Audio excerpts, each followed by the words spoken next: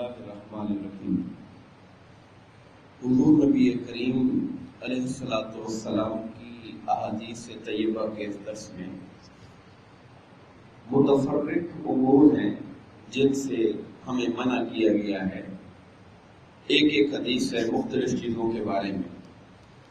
سب سے پہلی حدیث پاک، اس میں ہمارے آقا کریم علیہ الصلوۃ والسلام نے ہمیں بخار کو برا بھلا کہنے سے منع فرمایا ہے۔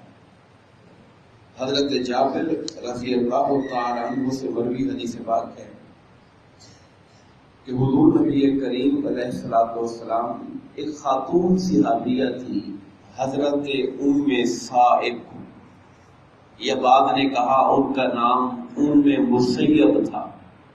ہو سکتا ہے کہ صائب بھی ان کا بیٹا ہو، مسیب بھی ان کا بیٹا ہو، تو اس اعتبار سے لوگ انہیں ام صائب کہتے ہیں۔ آپ ان کے پاس تشریف لے کر گئے تو آپ صلی اللہ علیہ وسلم نے انہیں دیکھا کہ وہ کانپ رہی تھی، شیورنگ کر رہی تھی۔ تو آپ نے پوچھا کہ کیا بات ہے کہ تم کانپ رہی ہو؟ انہوں نے کہا یا رسول اللہ مجھے بخار ہے، اللہ اس میں برکت نہ دے، مجھے بخار ہے، اللہ اس میں برکت نہ دے۔ آپ نے فرمایا بخار کو برا بھلا مت کہو، اس لیے کہ یہ انسانوں کے گناہوں کو اس طرح دور کرتا ہے جیسے بھٹی لوہے کے زنگ کو دور کر دیا کرتی ہے۔ اور بعض روایات میں یہ آتا ہے کہ بخار میں انسان کے گناہ اس طرح جھڑتے ہیں جیسے خزاں کے موسم میں درختوں کے پتے جھڑ جاتے ہیں۔ بخار ہے، اور اہل علم یہ لکھتے ہیں کہ اوورال باقی بیماریاں بھی اس کے اندر شامل ہیں، اور جو آزمائشیں اللہ تعالیٰ کی طرف سے آتی ہیں انسان پر وہ بھی شامل ہیں، مگر شرط یہ ہے کہ انسان صبر کا دامن تھامنے والا ہو۔ جیسا کہ حدیث پاک میں آیا، اگر وہ بے صبرہ ہو جائے، اپنی تکلیف کو برا بھلا کہنا شروع کر دے، اب ظاہر ہے تکلیف کو جو برا بھلا کہا ہے، تکلیف خود تو نہیں آئی، اسے تو کسی بھیجنے والے نے بھیجا ہے، تو اصل میں تو آپ رب کی تقدیر کا شکوہ کر رہے ہیں۔ تو بنیادی طور پر جس بات سے روکا جا رہا ہے برا بھلا کہنے سے، وہ بخار ہے یا دیگر چیزیں ہیں، یہ اللہ تعالیٰ کی مشیت اور تقدیر کا حصہ ہیں۔ ہم پر دکھ آتا ہے، تکلیف آتا ہے، پریشانی آتی ہے، یہ اللہ تعالیٰ کی مشیت کا حصہ ہے۔ تو اس کو برا بھلا کہنا اور ناپسندیدہ کہنا تقدیر الہی سے بیزاری کا اظہار ہوتا ہے۔ مگر یہ بھی یاد رہے، جب ہم اس کو اللہ کی مشیت کہہ رہے ہیں، اس کا مطلب یہ نہیں کہ ہمیں اپنی بیماری کا علاج نہیں کرانا چاہیے۔ ہمیں علاج کروانے کا الگ سے حکم ہے، وہ آقا نامدار علیہ الصلوۃ والسلام کی سنت مطہرہ ہے علاج کروانا، اور ایون اپنی صحت کے لیے اپنی طبیعت کے تقاضوں کے مطابق احتیاط کرنا، یہ بھی آقا کی سنت ہے کہ یہ چیز نہ کھائیں، اس سے مجھے فلاں پرابلم پیدا ہو جاتا ہے، یا موسم ایسا ہے فلاں چیز نہ کھائیں، یا یہ دو چیزیں اکٹھی نہ کریں، اکٹھا کھانے سے پرابلم پیدا ہو جاتا ہے۔ یہ ساری باتیں سرکار کی سنت سے ثابت ہیں۔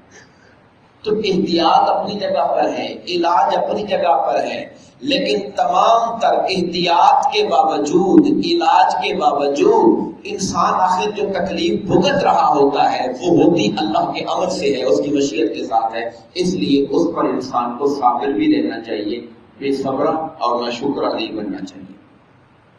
اگلی حدیث پاک میں ہوا، یہ جو آندھی طوفان آتا ہے، اس کو برا بھلا کہنے سے منع کیا گیا۔ حضرت ابو المنذر ابی بن کعب رضی اللہ تعالیٰ عنہ سے روایت کرتے ہیں کہ سرکار نے فرمایا ہوا کو برا بھلا مت کہو۔ ہوا ظاہر ہے ہوا کا ایک رخ نہیں ہوتا، کبھی ہوا ہلکی ہوتی ہے، کبھی تیز ہوتی ہے، کبھی جھکڑ ہوتا ہے، کبھی طوفان ہوتا ہے، ساری شکلیں ہوا کی ہیں، برا بھلا مت کہو۔ فرمایا جب تم ایسی تیز ہوا دیکھو جو تمہیں ناپسند ہو تو پھر تم یہ دعا پڑھ لیا کرو۔ سرکار نے دعا سمجھائی، میں اس دعا کا ترجمہ آپ کے سامنے پڑھ دیتا ہوں تاکہ مفہوم ذہن میں آ جائے۔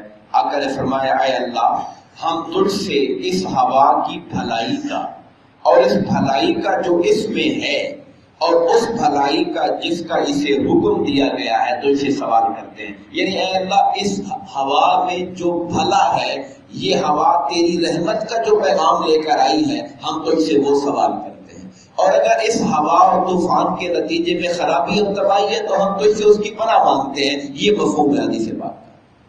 تو گویا ہوا کو برا بھلا نہیں کہنا، ہوا کو بھی اللہ کے امر سے چلی ہے وہ، تو ہاں اس میں جو خیر ہے وہ اللہ سے مانگ لو، اور اگر اس میں کوئی پریشانی اور تکلیف ہے تو اس سے اللہ کی پناہ مانگ لو۔ یہ بات اور واضح کی آقا نے اس حدیث میں۔